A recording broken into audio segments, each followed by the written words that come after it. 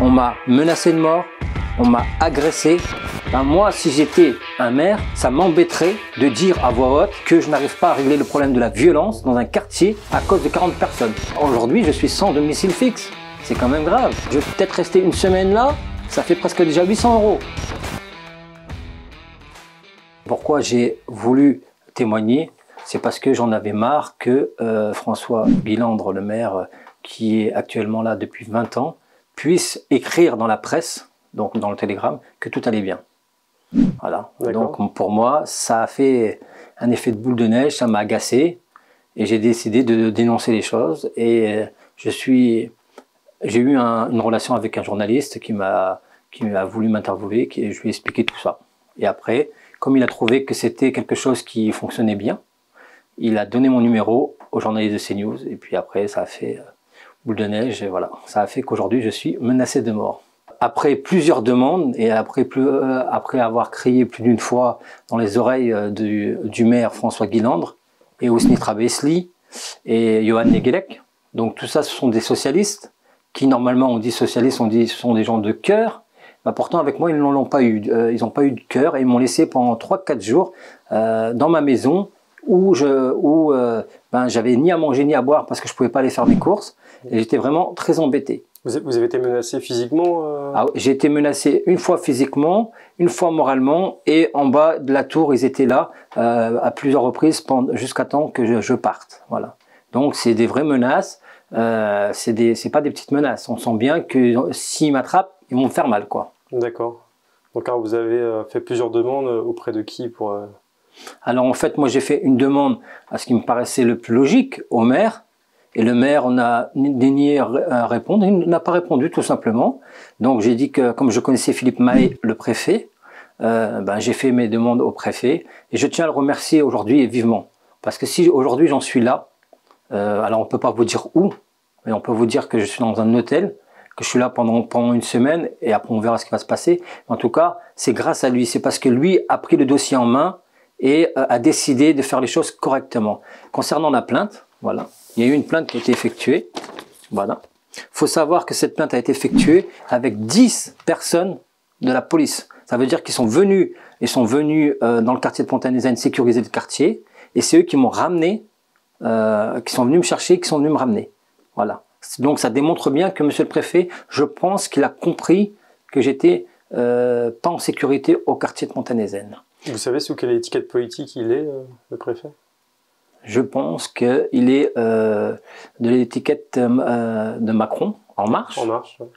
Donc si c'est le cas, eh ben pour une fois que En Marche fait quelque chose de bien, on va le dire. Voilà. Moi c'est pas le parti politique qui m'a aidé, c'est le préfet et ses fonctions qui m'ont aidé. Voilà. Et je voudrais aussi lui faire passer un message, comme je l'ai remercié. Je voulais vous faire passer, monsieur le préfet, que une femme qui est violée, elle ne retourne pas là où on l'a violée. Une personne qu'on a agressée, une femme qu'on a agressée, elle ne retourne pas où on l'a agressée. Donc moi, monsieur le préfet, on m'a menacé de mort, on m'a agressé, donc je ne peux pas retourner à Pont-à-Nézène. Pont-à-Nézène, c'est une histoire d'amour qui termine mal. Moi, j'avais vraiment cru en cet amour, je me suis donné. Je me suis vraiment donné, j'ai donné de mon temps à Pont-à-Nézène, j'ai voulu faire des choses, j'ai voulu faire des projets. Il faut savoir que j'étais là actuellement, je suis dans le comité de quartier de Pont-à-Nézène pour des projets. Et à chaque fois, on nous dit oui, on nous regarde droit dans les yeux, avec le plus beau sourire, on nous dit oui, et il ne se passe jamais rien. Voilà. Ça faisait combien de temps que vous étiez dans le quartier? 10 ans. 10 ans. Voilà. Et vous avez vu la situation se dégrader Oui, elle s'est dégradée de plus en plus parce qu'en fait, si vous voulez, le problème c'est que tout autour se dégrade. Et tout est fait pour que ça ne marche pas. Un centre social qui n'ouvre pas le samedi, c'est quand même unique. Un directeur du centre social qui vous regarde droit dans les yeux et vous dit que vous faites de l'animation vieillotte parce que vous lui dites clairement que c'est à lui de mettre des projets en place et lui il dit non, c'est aux habitants. Quand vous regardez le programme du centre social, la moitié n'est pas réalisable. Voilà, c'est une vérité. Hein. J'ai payé une cotisation, j'ai demandé à faire des activités, on m'a dit que non. Et donc voilà. Et quand on va voir les animatrices, on nous dit on n'est pas à l'office de tourisme. Voilà, quand on demande juste un renseignement. Voilà, moi j'ai demandé par exemple à aller au jardin de Ponta-Fleury. Voilà, ça fait quelques années que je demande. Bah, on me dit oui, peut-être, on dit non. Voilà, et ça se fait jamais. Et c'est toujours comme ça. Donc à un moment, vous en avez marre. Le maire Ousni Trabesni, je ne sais pas à quoi il sert, sincèrement. Parce que je ne pourrais pas être bien dans ma peau si je vois autant de gens qui sont malheureux. Aujourd'hui, on a été à la rencontre justement de certains habitants de ce quartier. On est tombé surtout sur des personnes âgées et qui nous ont toutes dit qu'elles vivaient avec la peur au ventre, surtout le soir. Donc vous n'êtes pas le seul en fait à interpeller la mairie. Je suis peut-être pas le seul. La manière que je l'ai faite, je pense, à être quand même, c'est nouveau parce que là, j'ai pris à partie j'ai pris à partie les journalistes et les journalistes ont fait un travail excellent avec moi et pendant la période présidentielle aussi. Là, on n'a jamais vu ça. On n'a jamais vu ça. Les personnes âgées, c'est une minorité à Pont-à-Nezen. Il y a beaucoup de personnes âgées, mais il y a aussi des personnes qui travaillent, des femmes seules, des messieurs qui sont seuls, des gens qui sont... Il y a tout le monde, il y a beaucoup de monde à Pont-à-Nezen. Il y a une population qui est énorme. Et cette population-là, elle est embêtée, soi-disant, si on écoute vraiment ce que dit François Guilandre, le maire, par 40 jeunes. Ben moi, si j'étais un maire, ça m'embêterait de dire à voix haute que je n'arrive pas à régler le problème de la violence dans un quartier à cause de 40 personnes. Voilà. C'est malheureux, mais c'est comme ça. Il a une politique qu'on ne comprend pas. Et moi, je l'ai interpellé plus d'une fois avec les politesses, j'ai demandé des rendez-vous, il me les a jamais donnés. Jamais il me les a donnés. Voilà, c'est tout. Vous avez du soutien, j'imagine? J'ai énormément de soutien. Il ne faut pas non plus... voilà, j'ai énormément de soutien parce que je suis quand même une tête qui est connue. Vous savez si Marine Le Pen a eu vent de votre histoire? Bah, madame, elle est venue aujourd'hui en fait à... Madame Marine Le Pen, je pense qu'elle a entendu l'article. Voilà, cet article-là, elle l'a vu puisque j'ai entendu qu'elle en a parlé. Un habitant de Pont-à-Nezen déclarait récemment, ici, je me sens comme un prisonnier qui n'a commis aucun délit. Mon crime, c'est de ne pas être assez riche pour quitter cet endroit. À bien des égards, Brest est emblématique de cette explosion de la délinquance. Voilà, quand j'ai dit qu'on était, c'est la double peine dans ce quartier, parce que on est puni on est puni de vivre dans un quartier de pauvres, et en plus on est puni de vivre avec les chiteux et avec la drogue. Je pense que c'est cette phrase-là qu'elle a repris. Il faut savoir que moi j'avais pris contact avec Marine Le Pen pour lui expliquer des choses, pour qu'il y ait du concret dans ce qu'elle fait, si c'était réellement sincère. Parce que moi je pense sincèrement qu'elle a voulu faire du buzz à pas cher. Oui. Mais son buzz s'est retourné contre elle. Moi j'appelle Éric Zemmour parce que je sais que c'est un homme de conviction et un homme qui a du talent et qui est fort et qui a une puissance et qui n'aura pas peur, lui, de dire les choses. Je suis certain que s'il prend à bras le corps ce sujet-là, de ce qui m'arrive, parce que c'est un vrai sujet, ça veut dire que moi j'ai parlé et voilà ce qui en est aujourd'hui. Je sais pas, aujourd'hui je suis sans domicile fixe. C'est quand même grave. Moi, quand, comment il s'appelle, Yohan Negelec s'est fait agresser, j'étais l'un des premiers à lui dire mes sincères condoléances, voilà. Ce qui n'ont pas été le cas à l'inverse de mon côté. C'est dommage. Mais ça démontre bien, en fait, aussi que les politiques comprennent pas ce qui se passe sur le terrain. Parce que quand Yohan Negelec va sur le terrain et pense qu'il va être accueilli avec un sourire et que presque ils vont lui faire la bise, c'est quand même un truc de fou. Non, c'est logique que ça ne serait pas passé comme ça.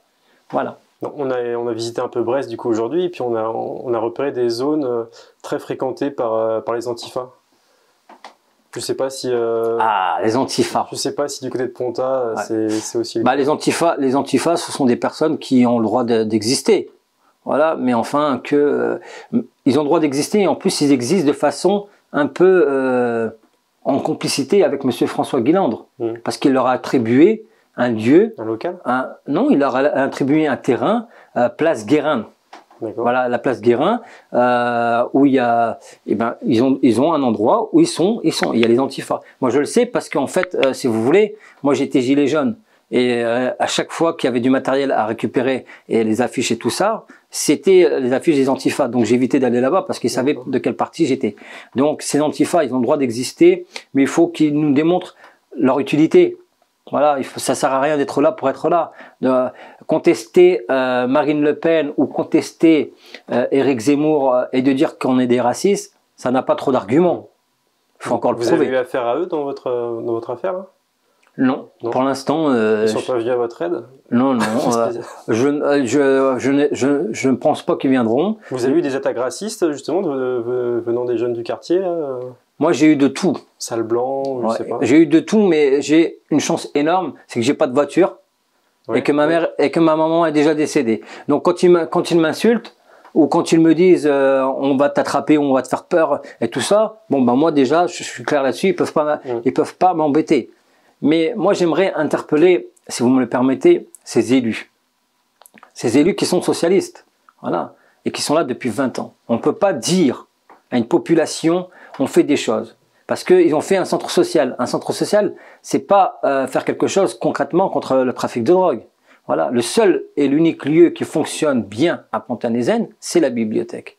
Voilà. La bibliothèque et, j'ai oublié de vous préciser, parce que c'est, voilà, nous avons une nouvelle cantine. La cantine des chiteux. Donc là, maintenant, ça fait 1, 2, 3 articles qu'on parle de ça. Et une fois de plus, François Guilandre ne souhaite pas nous dire si c'est autorisé, si c'est pas autorisé, si c'est légal ou pas légal. Parce que là, ils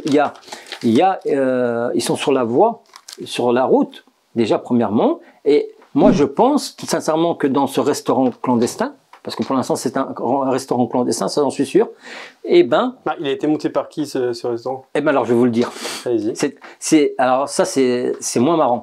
Parce que c'est par le... Rien n'est marrant dans l'histoire, voilà. je vous rassure. C'est le plus gros des chiteux de Brest qui a fait ça. Et qui, si j'ai bien compris, est passé par une association. C'est quand même officiel, comme... Soi-disant. Après, moi, ce sont des personnes qui m'ont dit ça dans le quartier. Maintenant, moi, ce que je vois, et qui est officiel pour le coup, c'est que ça embête énormément de monde. Parce qu'il est là jusqu'à minuit, voilà, le soir. Et les chiteux, ils font du bruit. Les à côté, parce qu'il y a le centre social qui était d'abord, qui leur a donné l'électricité au début. Donc, ils étaient d'accord avec eux. Hein. Et après, quand ils ont vu que ça commençait un peu à s'agiter et tout ça, ils ont eu peur et voilà. Mais à chaque fois, c'est une réalité. Chaque fois qu'on va voir le directeur pour cette cantine, eh ben, il dit on ne sait pas. Voilà. Mais cette cantine, elle génère du bruit, elle génère beaucoup d'inquiétudes et en tout cas, je pense que c'est pour du blanchiment d'argent. D'accord. Voilà. Et ça mérite une réponse claire du maire et de monsieur Philippe Mahé, préfet. Voilà. C'est ce que je souhaite. C'est là que se réunissent les jeunes le soir, en fait. Voilà. Donc, en fait, maintenant... Et les feux d'artifice, ça part d'où? Alors, c'est juste à côté. Alors, là, vous avez la cantine. Et là, vous avez les feux d'artifice. On voit bien, hein, de toute façon... Ils sont tirés de là, alors. Ouais, ils sont tirés de là. Tous les feux d'artifice qui sont faits le 14 juillet ou pour je ne sais quelle raison, sont illégaux. Mais ils sont permis de faire ça. Pourquoi? Parce que le préfet, à l'époque... L'ancien préfet avait dit ou avait écrit dans le télégramme n'intervenez pas, laissez-les faire à la police. Voilà. Ça, c'est clair, net et précis. Donc en fait, ce qu'on voulait, moi je les comprends les chiteux, on les laisse tout faire. On les laisse tout faire. Si dès le début on avait dit stop, on arrête, c'est bon, on arrête, fin de la récré, voilà, et bien voilà, le problème serait réglé depuis longtemps. Problème d'autorité. Voilà. Et aussi d'éducation, c'est ce qu'on nous a beaucoup dit aujourd'hui. C'est que c'est surtout une histoire d'éducation, en fait, les familles qui ne font plus le travail d'éduquer leurs enfants correctement. Pourquoi ils feraient le travail? Pourquoi ils feraient le travail? Souvent les parents et les mamans, en tout cas, moi je vais parler des gens que je connais, des personnes musulmanes, en plus des musulmans, devraient pas faire ça. Mais pourtant ils le font. Oui, c'est pas dans leur intérêt. Voilà, ils vendent du shit et tout ça. Mais les parents, les parents qui viennent du bled, qui savent même pas parler quelques mots français, ils ont vraiment pas de possibilité pour travailler. Donc en fait, c'est les fils qui travaillent pour donner de l'argent aux parents. Et eux, ce qui est dingue, c'est qu'ils ont le RSA en France et que quand vous allez au bled, ils ont des maisons. Voilà. Donc, moi, je comprends pas que les musulmans qui sont dans ce quartier, il y a des très bons musulmans. Moi, je le sais qu'il y a des très bons musulmans, ne disent rien. Voilà. Vous devez à un moment arrêter de dire aux gens, par exemple, vous devez arrêter de dire aux gens, c'est pas bien de manger du porc. Ça, souvent, on l'entend. Mais vendre du shit, c'est pire. Voilà, c'est pire. On tue des gens. Là, on parle d'un truc où on tue des gens. C'est des homicides régulièrement. Et c'est ça qui est incroyable, que les élus ou personne ne s'intéresse à ça, parce qu'il y a des morts. Après, ils deviennent accros. Et comment on récupère des gens qui ont possédé des drogues toute leur vie? C'est impossible à récupérer. Donc voilà, moi j'appelle ces gens-là à arrêter de faire du tout et du n'importe quoi de leur enfant, et surtout de faire de l'argent autrement. Voilà. La France vous donne des possibilités autres que de faire de la drogue. Hein. Les bergers du quartier, vous connaissez? Le monsieur qui a fait ça, il n'est pas du quartier, donc j'ai envie de dire que c'est encore mieux. Parce qu'il y en a qui pourraient lui dire de quoi il se mêle. Oui. Il n'est pas de notre quartier, de quoi il se mêle. Mais c'est un homme courageux. Et en plus, on peut le féliciter aussi, parce qu'il a un peu gagné, parce que j'ai entendu en conseil municipal qu'ils ont parlé de cette proposition qu'il avait fait. Et j'appelle tous les gens justement à aller voter pour cette proposition, qui est d'exclure les personnes qui trafiquent de la drogue. Et voilà. Et il a dit, François Guilandre, que ça se faisait et que les logements pour ces personnes-là étaient déjà, ils se faisaient déjà expulser. Ça, c'est ce qu'il dit. Voilà. Il a dit dernièrement, mais aussi, je comprends pas, alors, si par exemple, il y a un trafiquant dans la maison, est-ce qu'on va devoir expulser toute la famille? Bien évidemment. C'est logique. Enfin, il n'y a pas que un qui mange sur le trafic de drogue. Voilà. C'est toute la famille qui mange sur le trafic de drogue. À un moment ou à un autre, il faut dire stop. Voilà, il faut dire stop, on en a marre. Eric Zemmour propose l'arrêt des allocations pour les familles justement dont l'enfant fait des... Je dis chiche, on y va. Parce que ça, c'est franchement, voilà, c'est bon ça. C'est des bonnes idées. Moi, Eric Zemmour, je suis pas son porte-parole, mais je trouve qu'il a des idées qui sont fantastiques. Voilà. On a besoin de fermeté, on a besoin de... Ben oui, il dit des trucs que moi j'aurais pu dire. Voilà, tout simplement. C'est du bon sens, c'est de la logique. François Guilandre, il dit régulièrement, mais c'est pas de mon ressort, c'est le ressort de l'État. Non, il y a du bon sens. Les gens, ils sont 24 heures sur 24 sur le lieu de shit, ils en changent très rarement. Pourquoi on leur met pas des amendes pour juste, parce qu'ils sont là, ils n'ont pas à être... Non mais une dame nous a raconté tout à l'heure que des jeunes sont passés à côté d'elle en voiture et ont tiré des feux d'artifice sur elle. Elle est mortier. Voilà, elle s'est pris ça dans les jambes. Et elle a tellement peur des représailles qu'elle n'a pas été portée plainte à la police. Eh bien madame, je vous le dis, c'est une erreur. Parce que vous avez eu énormément de chance. Aujourd'hui, c'est le mortier qui vous dit que demain, ça ne sera pas des fusils. Parce qu'il faut savoir qu'il y a des armes à Pont-à-Nézen. Et à chaque fois qu'il y a eu qu'on a chopé des gens, voilà, eh ben, ils l'ont dit dans le télégramme, ils l'ont dit, il y a des pistolets, il y a beaucoup d'argent, et voilà. Ouais. Donc cette dame-là, il faut faire ce que j'ai fait moi, voilà, aller déposer plainte. Alors je vous le dis, cette plainte-là, je ne sais pas si elle va marcher, parce que le monsieur, et on ne citera pas son nom, voulait que l'enquête soit faite par moi-même. Que je lui trouve, Quel monsieur? Le policier. Le policier vous a dit enquêter par vous-même. Il nous a, voilà. Il m'a dit ouvertement, moi je suis là pour prendre la plainte. J'ai pas aimé trop votre procédé. Je rappelle que j'ai été extrait par la police et que je suis venu avec un des représentants de la police, je pense du préfet. Donc ça ne lui a pas plu. Et donc la plainte, la plainte, je pense pas qu'elle fera grand-chose. Mais en tout cas, les faits. Ouais, y a une voilà.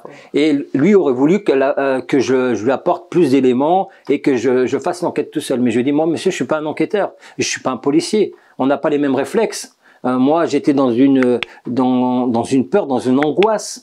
Donc, je ne pouvais pas prendre tout. Mais par contre, il faut savoir quand même qu'on a des éléments. On a des éléments. Ouais. Et il faut savoir, c'est que plus vous allez me menacer, plus je vais vous dénoncer. Parce qu'au jour d'aujourd'hui, j'ai plus rien à perdre. Brest, c'est pas ma ville d'attache.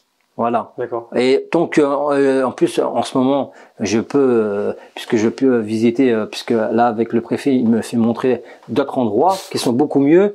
Donc, moi, personnellement, à Brest, je suis pas attaché. Donc, continuez de m'embêter et je dénoncerai et je serai pas le seul à dénoncer. Parce que là, il faut savoir quand même, un titre indicatif, que quand on a fait tous les articles, on n'a cité aucun nom.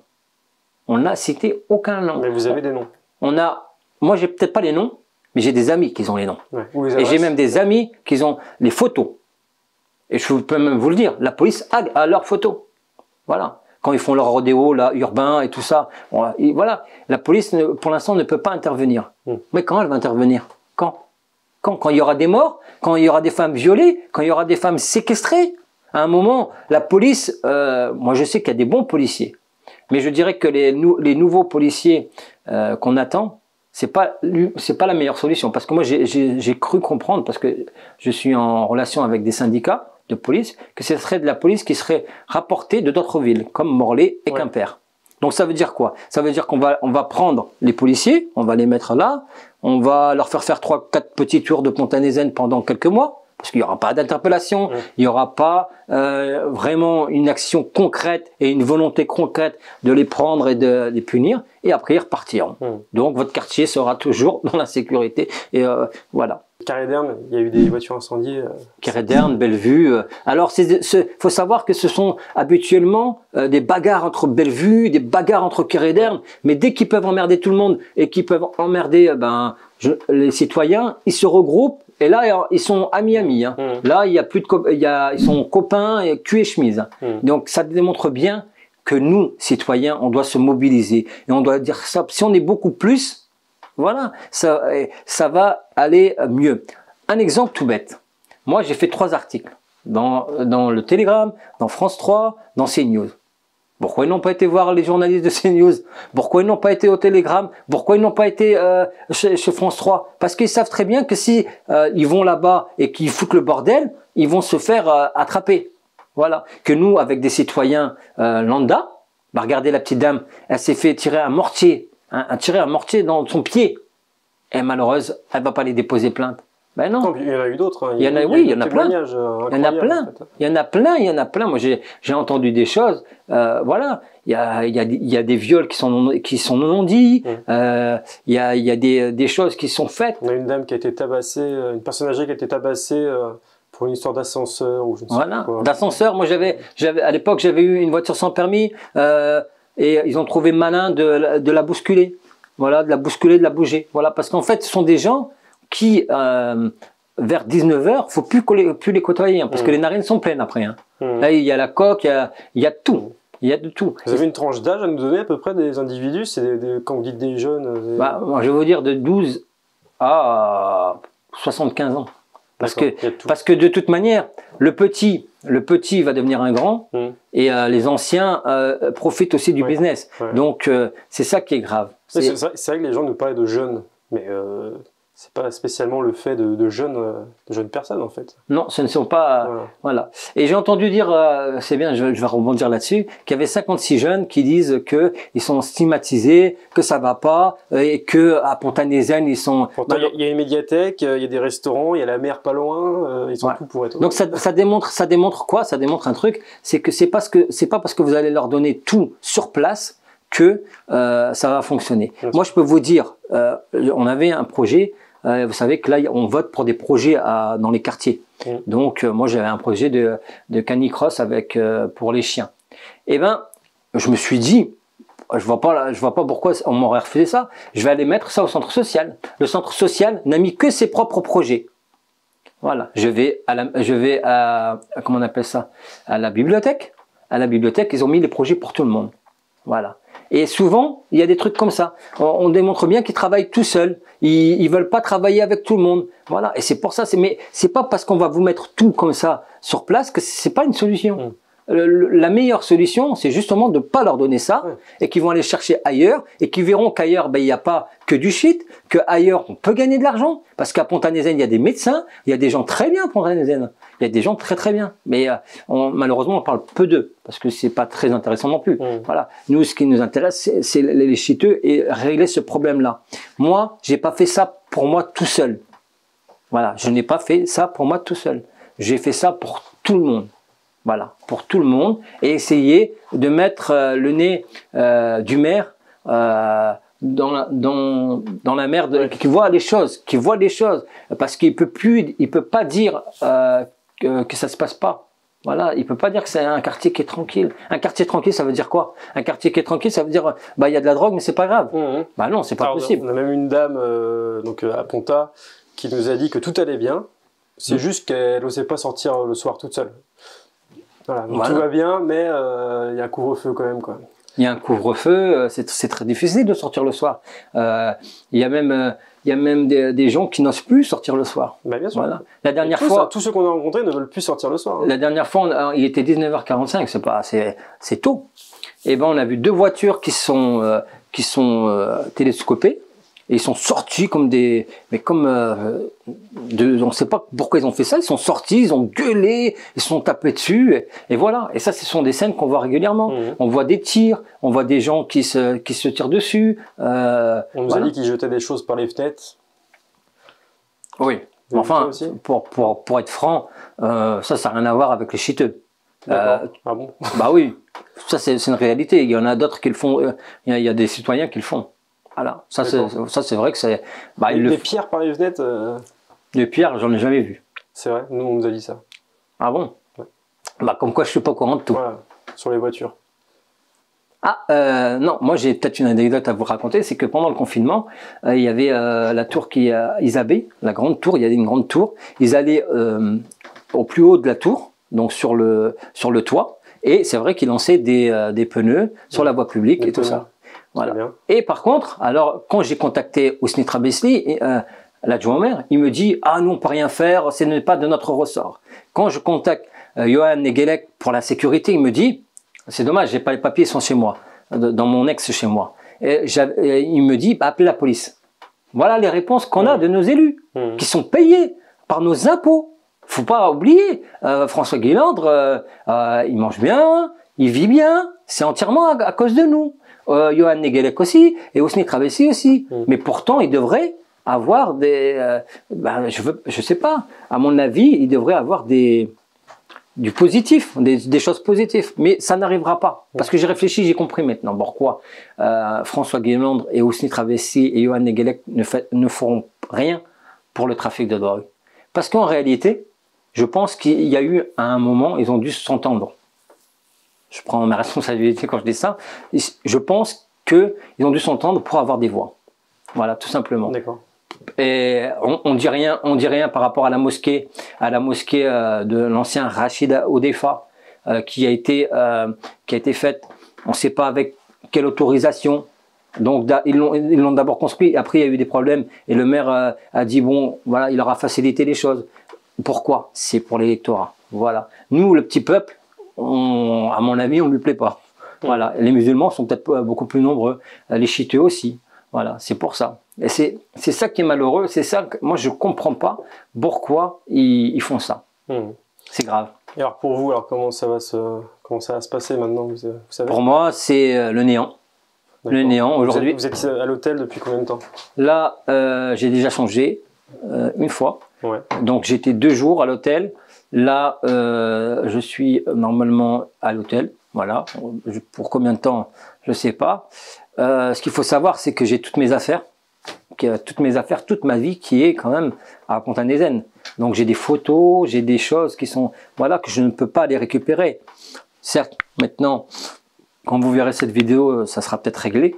Voilà. Mais je me retrouve ici sans avoir trop d'argent. Parce que j'ai pas pu. En fait, comment ça s'est passé? Le 115 m'a appelé sur les ordres du préfet. Il m'a dit allez, dans 5 minutes, vous prenez le taxi. On était suivi par la police. On a pris le taxi, on s'est barré. Voilà, ça s'est fait en 5 minutes. Je n'ai pu prendre que très rapidement les choses. Et voilà.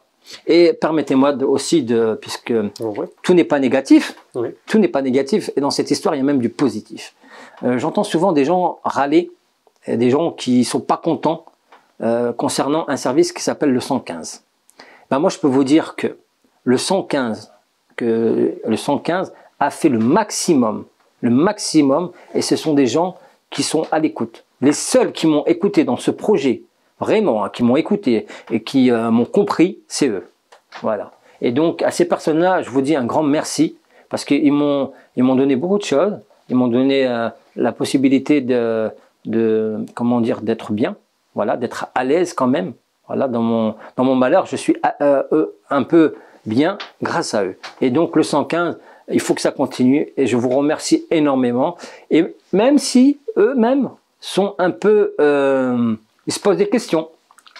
je ne vais pas cacher, ils se posent des questions, ils se disent mais pourquoi monsieur le préfet Philippe Mahé n'intervient pas pour lui donner directement un logement?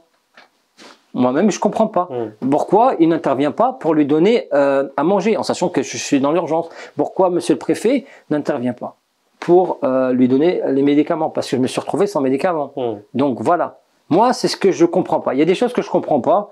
Il y a des choses qu'on aimerait bien comprendre. Qu'on met sous le tapis avant les élections, quoi. De toute façon, il faut savoir un truc, c'est que si vous ne les mettez pas, on va les mettre. Voilà, on va vous mettre le nez dedans. Et en plus de ça, il faut savoir un autre titre indicatif, c'est que si on ne veut pas m'entendre, j'arriverai toujours à me faire entendre. Donc si par exemple, aujourd'hui, François Guéland ne veut pas m'écouter, lui, c'est impossible. Bah, je fais avec le préfet. Si le préfet ne veut pas m'écouter, mais je pense sincèrement qu'il a bon cœur, ce préfet. Et j'irai voir d'autres. Comme j'ai contacté Darmanin. Voilà, Darmanin pour la sécurité sur le quartier de Pontanezen. Moi, je l'ai contacté. Et Éric Zemmour, justement, vous êtes remonté jusqu'à lui Non. C'est cette semaine que je m'en occupe. Très bien. Voilà. J'ai eu des contacts. Mais je ne peux pas dire avec qui, mais j'ai eu des contacts. Bien sûr, mais... Voilà. Le président de la République, parce que vous êtes censé savoir qu'il va mettre son petit nez à Brest. Hein, il n'est jamais venu pendant les Gilets jaunes, pendant que les gens ils étaient en train de mourir de faim et qu'ils n'arrivaient pas à vivre tout simplement. Il n'est jamais venu. Je ne sais pas d'ailleurs, j'ai toujours pas compris pourquoi il va venir maintenant. Mais en tout cas, moi je vais me servir de ça. Je vais lui envoyer un courrier dès à présent et je veux que mon nom soit au courant et qu'on parle de moi jusqu'à temps qu'on puisse me donner ce qu'il est logique. Je ne peux plus retourner à Pontanezen. Bah, il est logique que vous me redonnez un logement. Parce que tout ça, ce qui est embêtant, c'est vous, citoyens, qui n'allez pas être contents. Parce que vous savez combien coûte une nuit d'hôtel? C'est moi qui paye. Voilà, 88 € par jour. Donc là, ça fait, je vais peut-être rester une semaine là, ça fait presque déjà 800 €. À l'autre hôtel, il y en avait pour 200 €. Donc voilà, ça va coûter cher, ça va coûter cher. Plus ils vont attendre, plus ça va coûter cher. Et puis on est d'accord qu'ils payent le logement, mais ils ne payent pas tout ce qui va avec, quoi, la nourriture. Ils payent rien, rien. La blanchisserie, par exemple, parce que vous n'avez plus de machine à laver. Je n'ai plus de machine à laver, je n'ai plus mes vêtements, je n'ai plus mes chiens. Voilà, moi je suis malheureux sans mes chiens. Donc là, on est en train de voir avec le 115 pour que je puisse les ramener ici. Voilà, mais parce qu'il y en a d'autres qui l'ont fait, on l'a vu en rentrant. Donc voilà, mais aujourd'hui, je suis dans une situation qui est quand même très compliquée. On dit qu'on est dans un pays où on est libre de dire ce qu'on pense. Et si ce qu'on dit, c'est pas bon, on peut nous attaquer. Mais voilà, là, on a dit, on n'est pas dans un pays démocratique. En tout cas, on ne protège pas les victimes. Voilà. Moi, je me sens qu'à moitié protégé. Par exemple, c'est à peu près la même histoire. Ophélie Meunier, journaliste d'M6, d'ailleurs très gentille. Elle est sur protection judiciaire. Pourquoi je ne suis pas sur protection judiciaire? Voilà. Pourquoi on ne m'attribue pas un logement rapidement? Du coup, vous avez un appel à lancer Alors moi, pour conclure, j'ai deux choses à vous dire.